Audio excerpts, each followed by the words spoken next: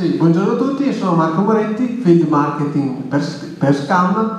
Spendo 2 minuti per presentare l'azienda per cui lavoro. Scam è un'azienda totalmente italiana, fondata nel 1951. Il nostro core business è la produzione di fertilizzanti organominerali, ma siamo anche produttori di fertilizzanti idrosolubili da fertirrigazione o da concimazione fogliare, e siamo anche produttori di biostimolanti. Per quanto riguarda gli agrofarmaci, siamo invece formulatori, formuliamo a marchio nostro, ma formuliamo anche conto terzi. Il prodotto che voglio presentare oggi è Arnica 85, un prodotto che sulla vite si utilizza su botrite, ma soprattutto su oidio. Il principio attivo è il bicarbonato di potassio all'85%, che una volta che viene a contatto con l'acqua va praticamente a dar vita all'ione idrogeno carbonato, che è poi la parte appunto attiva del prodotto. Tale ione però ha una bassa persistenza, ha una scarsa resistenza al dilevamento e anche una scarsa selettività sulla coltura. È per questo che l'Arnica 85 viene formulato, perché rispetto ad un bicarbonato di potassio non formulato è più efficace, vedremo poi delle prove, e con più efficace intendo 2-3 volte, 4 volte più efficace, è più persistente, abbiamo delle finestre di entrata di 10 giorni, pensiamo ad esempio alla stagione dell'anno scorso, dove i trattamenti antipronosporici sono stati allungati. Avere un prodotto che rispetto allo zolfo o rispetto ad un bicarbonato non formulato mi permette di allungare la finestra di entrata è molto comodo.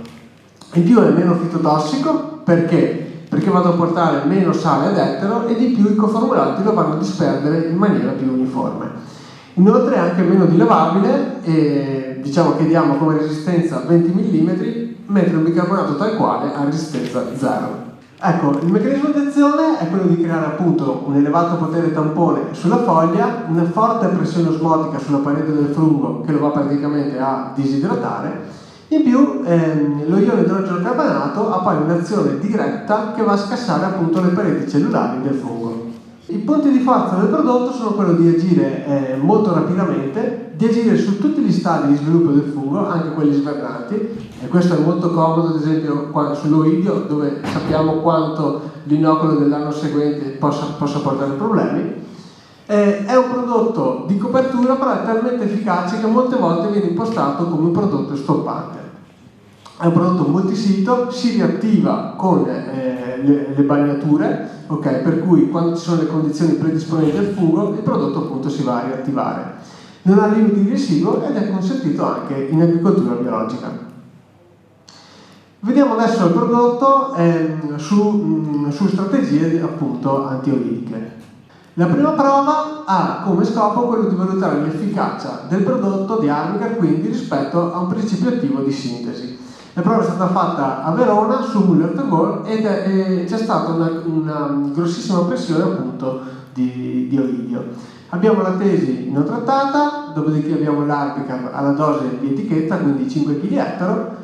La tesi numero 3 invece vede la strategia che spingiamo di più, per cui un apporto ridotto di Arnica, quindi 3 kg ettaro più 2 kg di zolfo, e infine sulla tesi numero 5 abbiamo il penconazolo, che è ancora diciamo il triazolo di riferimento per quanto riguarda l'efficacia su oidio. Appunto la difesa antioidica è stata portata avanti per l'intera stagione. Qui possiamo vedere come funzionano i prodotti, per cui abbiamo l'incidenza sul grappolo. I grappoli sono praticamente tutti colpiti per quanto riguarda il testimone. Abbiamo poi la tesi a 5 kg di Arnica, perché fa registrare un controllo migliore rispetto al penconazolo. È interessante vedere anche come la tesi a 3 kg, per cui a un dosaggio ridotto di Arnica, va comunque ad avere un'efficacia migliore rispetto al penconazolo. Qui un'altra prova che ha come scopo invece questa volta di comparare l'efficacia dell'Arnica rispetto al bicarbonato di potassio tal quale. Questo perché? Perché Arnica è un prodotto molto tecnico, è anche un prodotto costoso, e molte volte si cerca appunto di andare a diminuire, di comprare dei prodotti insomma più economici, però molto spesso non è così. Siamo andati praticamente a paragonarlo quindi a 3 kg contro i 6 kg di bicarbonato di potassio tal quale, per cui con un costo di difesa ettaro comparabile, e andiamo a vedere adesso l'efficacia che abbiamo trovato. La prova è stata fatta in Friuli la scorsa stagione, quindi una prova abbastanza fresca, e quello che abbiamo trovato è questo. Qui abbiamo il nostro testimone, dove abbiamo un 38 di severità sul grappolo, quindi una severità piuttosto importante.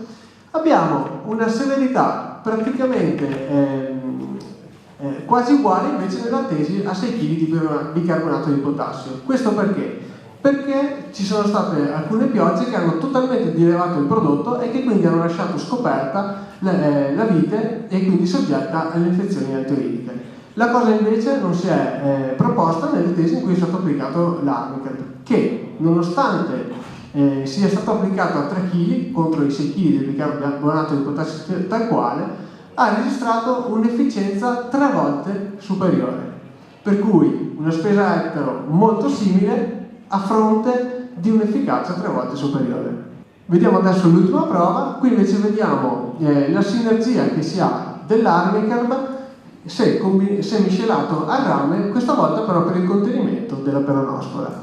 Anche qui una prova fresca, per cui fatta in Friuli la scorsa stagione. Abbiamo la tesi numero 1 dove abbiamo appunto un testimone non trattato, abbiamo poi l'Armicat applicato a 3 kg con 1,5 litri di TriKFlow, che è il nostro formulato rameico a base di rame tribasico, e la tesi numero 3 dove invece il TriKap veniva applicato a 2,5 litri ettaro.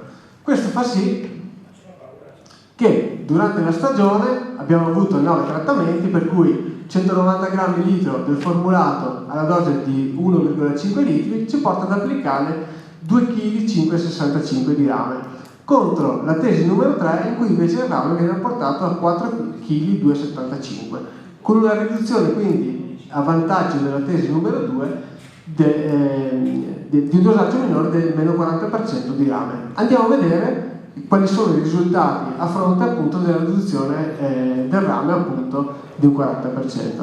Qui siamo su foglia. Per quanto riguarda la severità su foglia, vediamo appunto che l'efficacia è praticamente comparabile, per cui nonostante la riduzione del 40% di rame metallo ho avuto su foglia un controllo uguale.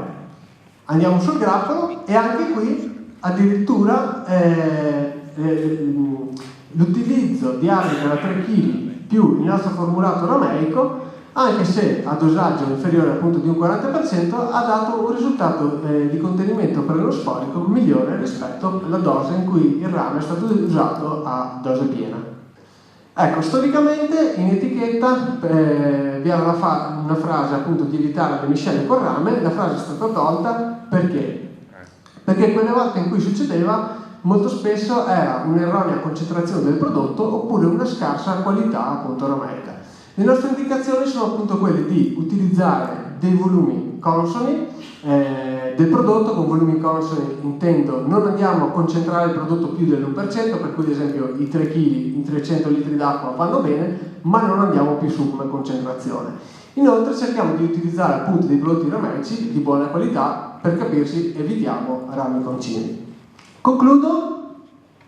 Questo è il nostro posizionamento su vite, per cui tendenzialmente il prodotto si usa da fine allegagione in avanti. Il dosaggio di 5 kg di ettaro è più che altro utilizzato come trattamento stoppante. Se invece devo fare una copertura, posso tranquillamente utilizzare il trattamento a 3 kg più 2 di zolfo. In questo modo vado appunto a ottimizzare il costo della copertura, vado a portare meno zolfo in cantina. Questo è interessante soprattutto per i vini bianchi. Ha un'efficacia paragonabile o anche superiore come efficacia a prodotti di sintesi, e ho appunto questa azione sinergica dell'Armicat con il rame per il contenimento antiperonosporico. Con questo vi ringrazio per l'attenzione.